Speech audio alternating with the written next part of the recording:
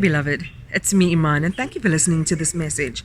I've been thinking a lot over the last few days about how different, starkly different, our experiences of lockdown in South Africa are. If you live in a highly densely populated area with limited access to water and ablution facilities, it might be a little more challenging for you to socially isolate or to self-distance, and more difficult to practice good hand hygiene. So I reached out to Dr. Francois Venter, who is a respected medical activist and advises the Presidential Council on matters relating to the spread of viruses, and who also happens to be one of the leading voices on COVID-19 in our country right now. And here's what he had to say. Francois Venter, talk to me about the added risks for people who live in highly dense areas, who can't socially distance, and who have limited access to especially ablution facilities. The single most important thing is not to be near symptomatic people.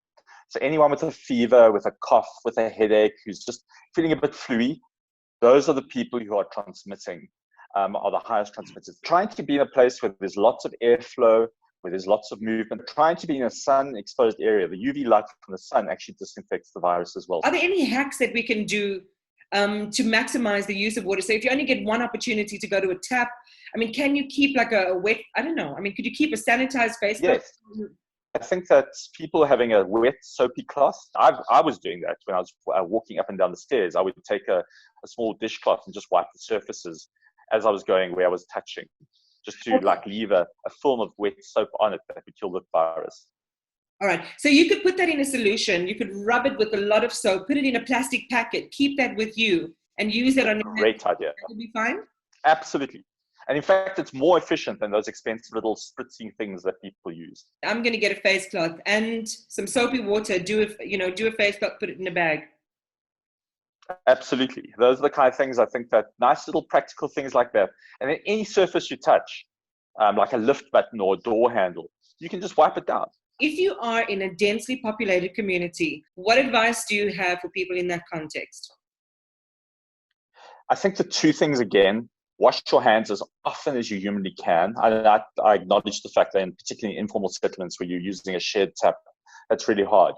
But if you wash your hands with soap and water, your hands are crystal clean of coronavirus. And then just try and stay away from people in general. Just keep that distance.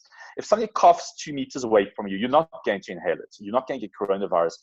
The place you're going to get coronavirus is if somebody's in your dwelling, if they're sitting in the same room and they're coughing over and over again, you're sitting there for an hour or two with them. That's how you're going to get it. We know that certainly in China, that the majority of the transmissions are actually from family members.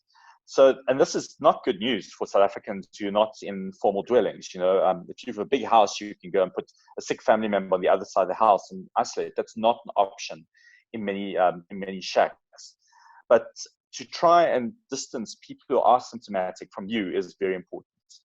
That's why I despair when I see people sitting in long queues right next to each other, because that's a recipe for transmission. If you're walking down the streets and you pass by somebody, you're not going to get corona from them. How you are going to get corona is sitting in a crowded shopping mall or sitting in a very dense queue. So trying to think about ways to try and prevent that as much as possible is important. Francois, it's always a pleasure talking to you, and thank you so much for sharing your time with me. I really appreciate it. Take care. Good luck. So those were some really useful insights from Dr. Francois Venter. I just want to encourage you all, as a final thought, to keep your spirits up and to stay positive. It is a limited amount of time that we're being asked to do this, to make this sacrifice, and I hope that we can stay strong throughout the process, right till the very last day. I mean, I've been talking to people who say, it's likely that this period might even be extended. Who knows? We don't know what to expect. And therefore, I encourage you, to really not lose heart and to really stay the course with what is needed for all of our futures. From my heart to yours, I wish you love.